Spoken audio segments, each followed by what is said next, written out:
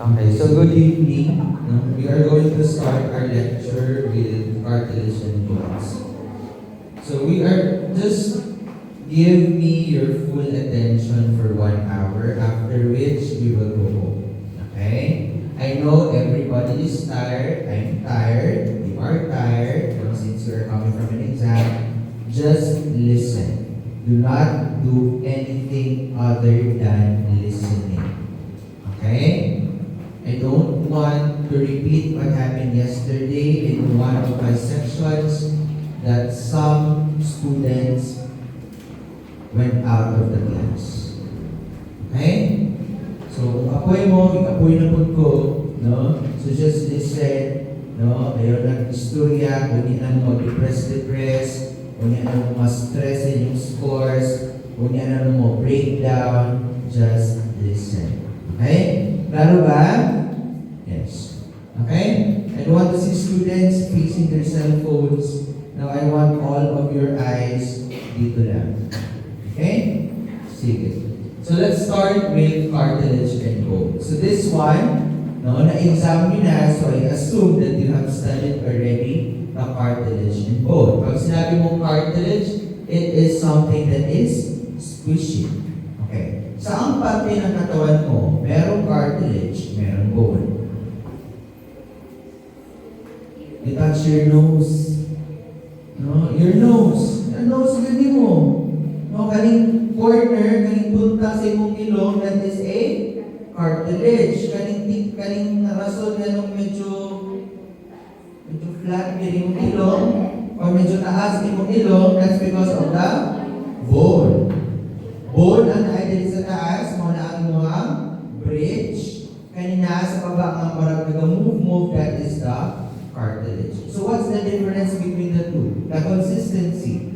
The bone is much harder compared to your cartilage. Ang cartilage, ma-move ni mo, but it goes back to its original shape or position. Ang bone, hindi na mo move in the first place. But when you break it, it's already a fracture or broken. Okay? So when does this cartilage start? Actually, everything from your body starts as a cartilage, especially your bone. Okay? Kung gamay pa ka, dili na bukog diretso ang makaon mo. That's why when you eat balot, ano yung makaon sa balot? No? Napakay ma-feel sa balot na bukog na diretso matig-agit? Wala, di ba? Hindi na ito sa 18 days ang ikaon mo. No, malubuto na to. No, why? Because normally, your ribs, your vertebra, your skull develops from cartilage before it ossifies to become a bone. Okay?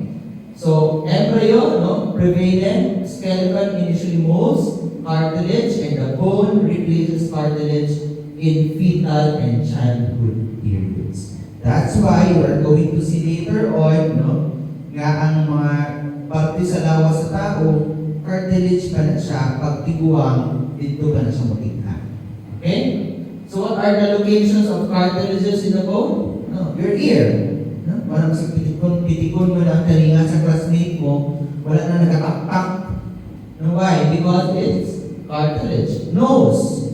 No? Isang yan, anaan yung ilong sa mong crush, dili naman matanggal because it's cartilage. Okay? Articular, asa man na makita? Joints, no? Kaning duwa ni mga joints diri, that's articular. Costal, connecting ribs to sternum, kana. Okay? And your larynx or the voice box. Okay? Asa pa? Epiglottis. Okay? Ano pa? Cartilaginous rings, na naadiri, ma-feel na mo, no? If you're going to feel, namin ma-feel mo magnetic idea, that is your cartilage. No? That's your costal your cartilages. No? You have the intervertebral disc, pubic symphysis, kasi yung puson-puson din ng bukog. No? And your articular disc such as the knee joints. Okay? Remember the four basic types of tissue. So we are already done with connective. So what we are going to discuss tonight is the cartilage, the bone, and never mind muna to, we will proceed with the skin. Okay? So, the cartilage usually develops in different stages. Okay? So this slide serves as a summary of what we are going to discuss this evening. Na ang lahat daw nito, okay, ay may pinanggalingan na baby cell, and that is this cells. Okay? Yung fibroblast, magiging fibrocyte. Yung chondroblast or baby cartilage, magiging chondrocyte. Ang osteoblast, magiging osteocyte. At yung other stem cells, magiging blood cells. Okay? So, asa niyo siya makita eventually? No? Kumain na din, we are already here. So, what are the three main types of cartilages? You have hyaline, fibro, and elastic. Okay? So first, now remember that your cartilages is composed of two main mixture. Okay? Nakay ulit, nakay sabaw, that is what you call the matrix, and nakay cells, ang tawag is chondrocyte. What's the difference between a cartilage and a connective tissue? Ang connective tissue nimo na akay fibers. Okay? Diba? Diba tatlo, diba? Ang imong remember my example, may makaong kaupat choy, na akay sabaw, na akay pataw, na akay noodles. Ang cartilage, no? Ano ba siya? Roscaldo. Ang ara lang is, no, kung medyo, hindi ako sinakamala ng roscaldo, sabaw, or katong rice ka, itlog. So, ari, ning iyang mga sabaw dahil that's the rice, kung daw kanon, ning mga bilog-bilog nila na siya ang itlog. May noodles sa restaurant, wala? Hindi ka kakita sa restaurant mo may noodles. Yes or no? No, di ba? So, just like your cartilage, you only have the egg plus the rice or the sabaw. Nag-gets yung point? No? So, ano ang difference between a cartilage and a connective tissue? Ano pa? It has a matrix, no? Fibers, pero hindi na siya ganito obvious. And remember, it's composed of water. Okay? Ano pa? What are the different types? Actually, on this page, tapos na tayo for this lecture. Why? Yan na naman ang dapat yung alam. Okay? Yan na dapat, yan yung basic na dapat alam na alam nyo. Okay?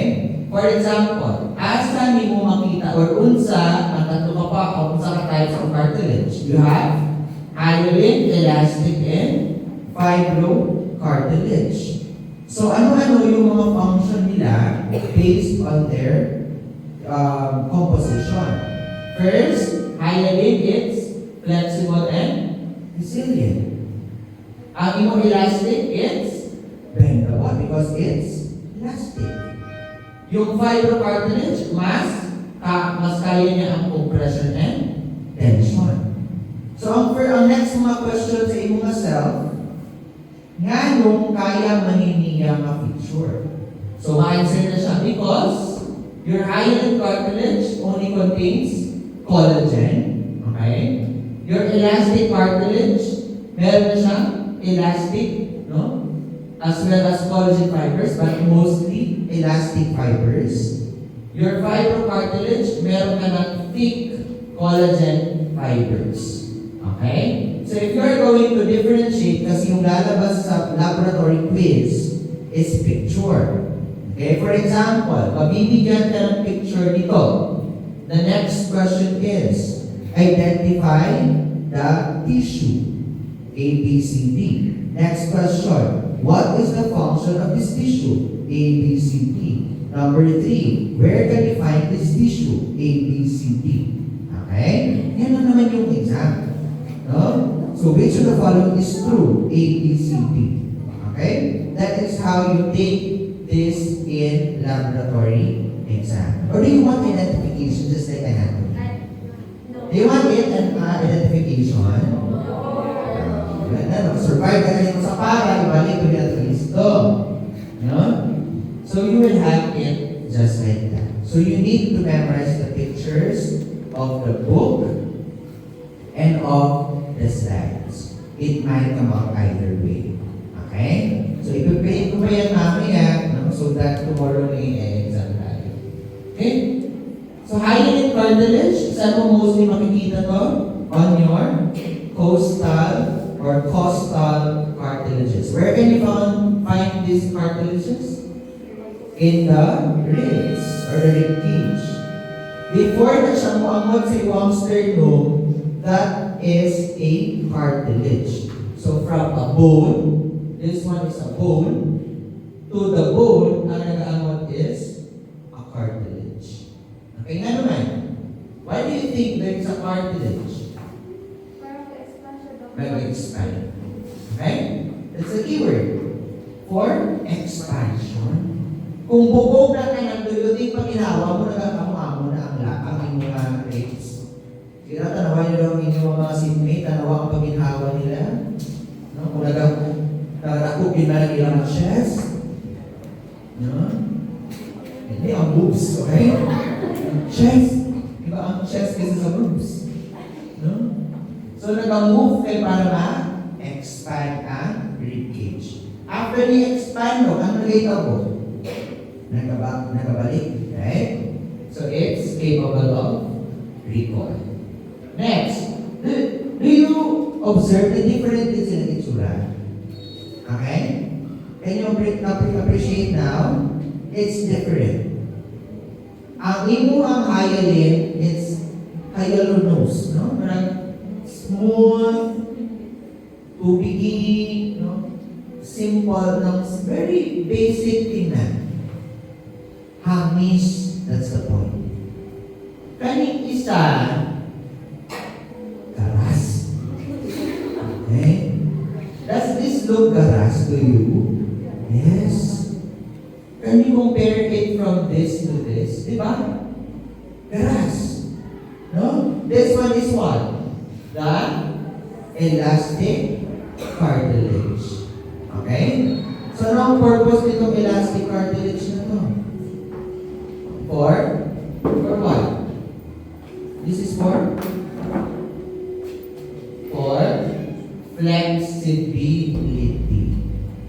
Okay? For flexibility. Okay? So, asan mo yung makita ang elastic cartilage? In your what? Ears. Asa pa? Epiglottis. So it's much soft, it's a little bit elastic, no, or flexible compared to the hyaline cartilage. Though, I'm confused. Though, alam ko na eh, kilala ko na to, this is a cartilage. No? Appreciate niyo? Yes. Kaya ma-appreciate naman ninyo? Yes.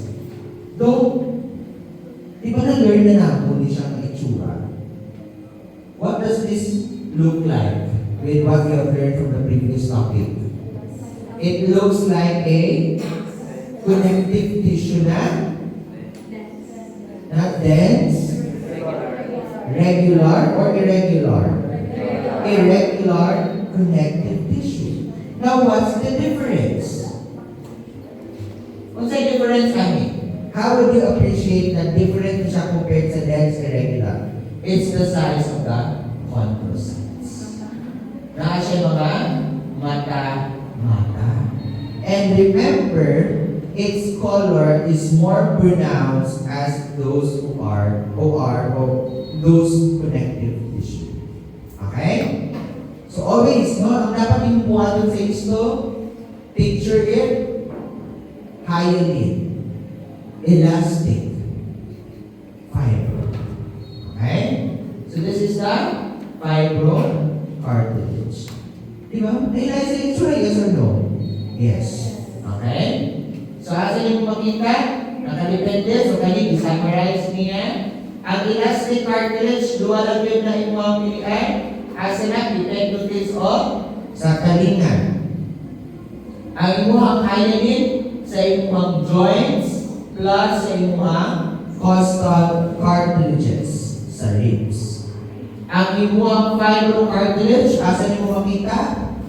Kung nakakay flat surface na nag-attach ang bone like your meniscus sa imong knee, asa pa? Sa imong pubic symphysis and your intervertebral disc. Okay? So, ano pa dito? Yan. Discuss natin yan. Okay? What's the important vitamin that you need to take for your cartilage to develop?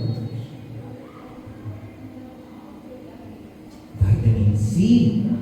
That's why, sabi nila, you need to take vitamin C para mag-glow ang inyong skin because it gives collagen and develops your cartilage and your skin.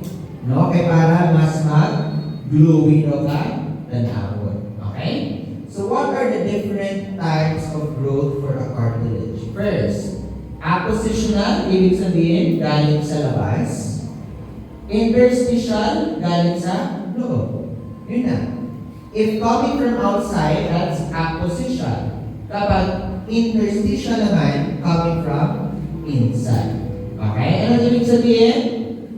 Yung interstitial, yung chondrocyte mo, dito siya magpadamong sa sulod mismo kung diin siya dapat magdamong. Ang imong appositional, gikan sa ubang lugar, ni-add siya dito para magdagan. Okay? Ari, kung ibata ang interstitial, kung ibata sa kinabawan mo siya ng asawa, kinabawan siya ng damo. Okay? Ang appositional, sa kinabawan siya ng bata, nagkanto siya sa unang, dito siya nagkadamo. Nag-gets niyo? Okay? Ano siya pinaka-simple ng explanation about appositional and interstitial. Okay? Yan. Let's talk about bones. When you talk about bones, you are talking something about structure and framework. Okay? Without bones, dili ka katindog, dili ka kalingkod, dili ka kalakaw. Why? Kaning building nga kung sa may kinaunang ang tugunan ang frame niya, di ba? Dili pa pwede ang modelit sukag simento. Kani, dili man hindi pwede di mo isimento diretso. Nawala kay mga kable, wala kay structure. Okay? So it's important because it supports a function as support and also asks for your movement. Ano man movement? Dira nag-attach ang imuhang muscles. Ang imuhang muscle nag-attach sa imuhang bone para mag-move nimo siya, magamit nimo siya. Okay? Also, it serves as your protection. Diba? What I have told you before, that God made it so that your crucial parts of the human body is safe all the time. Sige, what niya? Ang imong utok, ibutungan mo, skull. Eh, para at least, makapot mo sa balay ninyo, buwag. Huwag ako gakon ulo mo sa pader, hindi siya mabuka. Hindi ka bangga yung brain. Tapos, ang imong rib cage, eh para, kung magkaanay nyo sa classmate nyo, hindi mabungkag yung baga. Okay? Tapos, ang vertebra, eh para kung sumbawin ka sa classmate mo sa likod, hindi maigot mo spinal cord. No? So, always na pinaprotektahan ang crucial parts of your body. That's why meron siya covering. That's your skull, vertebra, and your rib cage. Okay? Sa paman, it serves as your storage. O kung sa calcium, ano pa? Different phosphorus and different ions. Ano pa? It serves as para mabuhay ang inyong red blood cell. So kung wala kay bone, wala kay blood. Okay? Have you eaten bulalo? Diba? Bulalo. Ayaw mong isip ang balbak ko ha. Ay, ang balbak ko sa bulalo. Ang bulalo, ano na yung bukog. Yan ay bone marrow. Diba? Lagyan ang sulo pa. Magkakaroon mo sila? Wala. That's the yellow marrow that you are eating. Okay? That's the fats inside the bone marrow. Katong red part of your bone marrow, that is the one responsible for producing red blood cells. Okay? Ang yellow marrow, fat storage. Ang red marrow, for blood formation. Okay? Classification? You have long, short, fat, diba? Does this one discussed already in Anafi? Yes. So, ulit-ulit na lang yung children. No? So, muna ang ko sa inyo, liwat siya. So, that's why, if you were given a chance to survive human Anafi and you are still here, make sure that you survive this because this is already your second time to learn. After listening, muscle. Nag-studya naman ang muscle last semester, nasa anatomy, di ba? Yes. Integumentary system. Yes. So, liwaton na lang siya tanan. Okay? Okay, so I will not discuss this already because this is already human anatomy. This is not already histology. Okay, flat, long.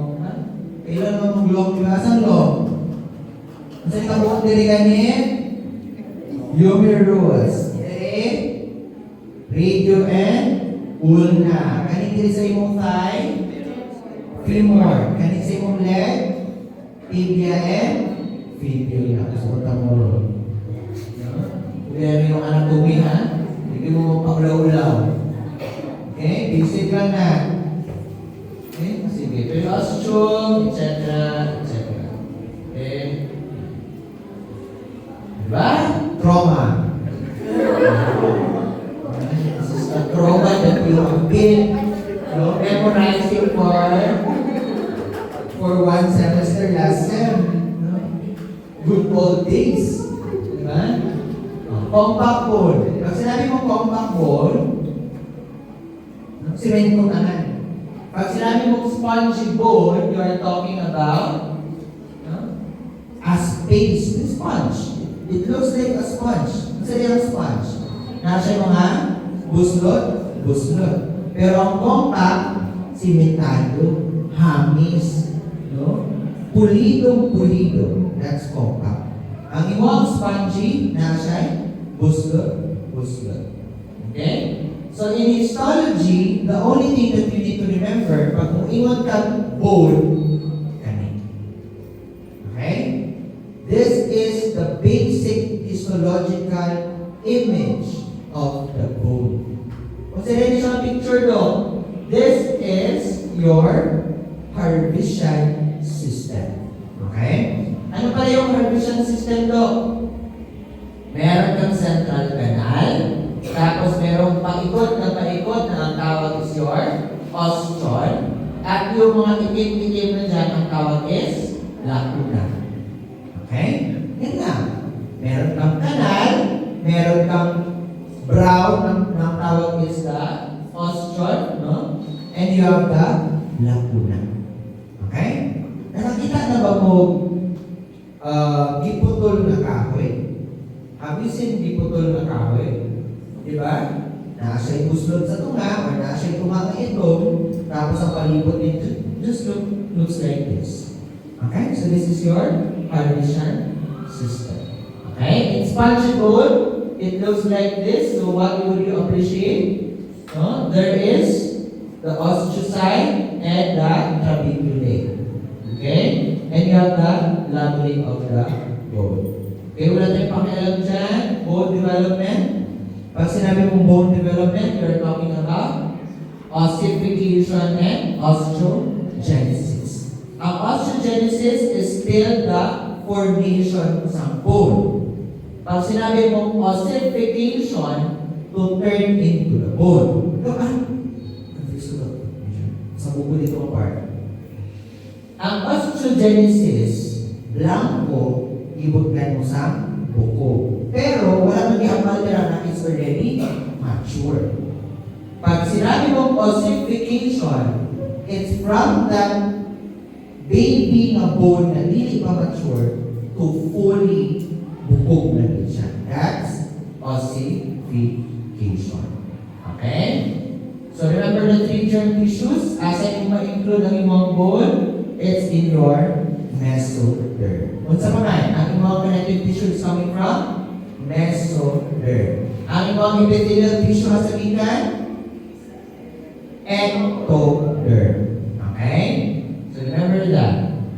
Okay? So you just have to read this. Don't worry, I will send to you the PowerPoint presentation. Yeah. In your body, hindi lang tanan pare-parehan na womb. Naanay baby, gamay baby, no? And eventually, dinako. Just like this. Okay? So given today, no, cells undergo mitosis, it becomes older, no? It becomes calcified. Tapos eventually, na-degrade yan siya. It becomes dead cartilage cells. And it will become now a mature bone. Okay? Asa siya gikan? Ang point natin is, asa siya gikan? Cartilage. Kung sa mga klase mga cartilage, ang nani ang nawong? Hyaline. Okay? Imagine mo kung alin sa fibrocartilage, elastic cartilage, yung buko. No? Siguro mahamahamo mo na ng elastic man. Diba? So, asa gikan? Hyaline cartilage before it becomes a bone. Okay? Ang tawag is, no? Ossification. Okay? Yeah. As you can see, you have here, sa manin? X-ray sa kamot sa bata. What's the difference?